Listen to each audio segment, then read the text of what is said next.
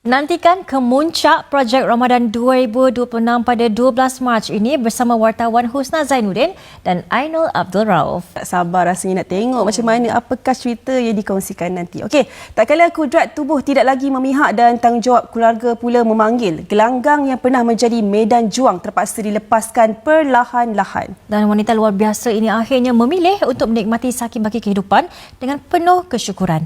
Bingkisan projek Ramadan 2026 ini dibawakan oleh penaja utama Dongfeng Cars Malaysia by CADB, anak syarikat penggemar.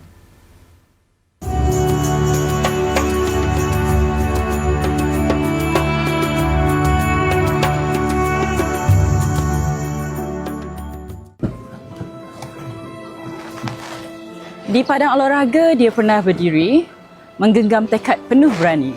Lembing, cakra dan peluru pernah menjadi saksi. Nama Azizah binti Taib pernah berdiri di sisi.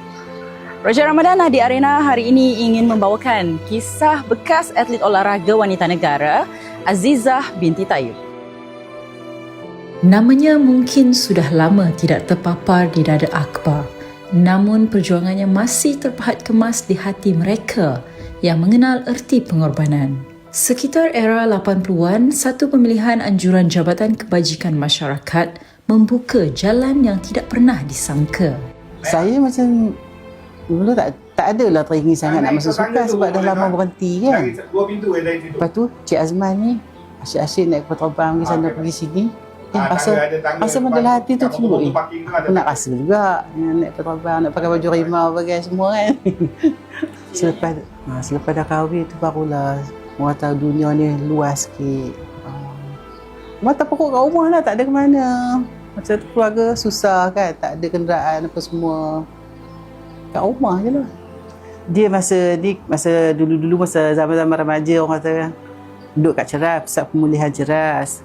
Lepas itu dah duduk kat situ, itu yang mula kenal dengan sukan. Lepas tu yang wakil, tak adalah wakil, macam duduk kat pusat tu dia bawa lah kita pergi sukan mana-mana, belajar dari situ lah. Dari situ seorang wanita biasa melangkah menjadi atlet kebangsaan. Bukan kerana laluan mudah tetapi kerana dia berani mencuba. Yang KL09 lah sebab masa tu wakil Malaysia, lepas tu dapat emas, perak kan. So, seronok masa tu. Masa tu dia orang campur kategori yang rendah, tinggi semua campur. Memang susah nak menang lah. Sebab dia akan tengok orang ni tak kuat, dia boleh balingan jauh juga. Lepas tu dah dapat emas kat Malaysia yang KL09 tu, dapat pergi Gonzal. Lepas tu dapat nombor 4. Tak nak dah lah kata. Bukan rasa menyesal. Dia menyesal, tak menyesal sangat. Tapi rasa tak boleh menang, tak seronok lah masuk. Akak kalau nak menang, kalah macam tak mahu.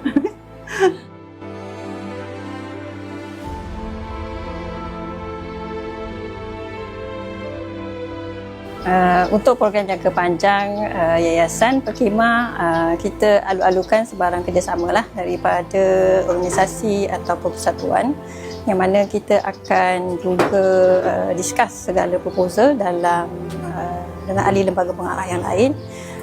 Of course, kita alu-alukan segala sumbangan, kolaborasi ataupun perancangan projek-projek yang bakal memberi impak lah pada masyarakat umum dan mana yang memerlukan.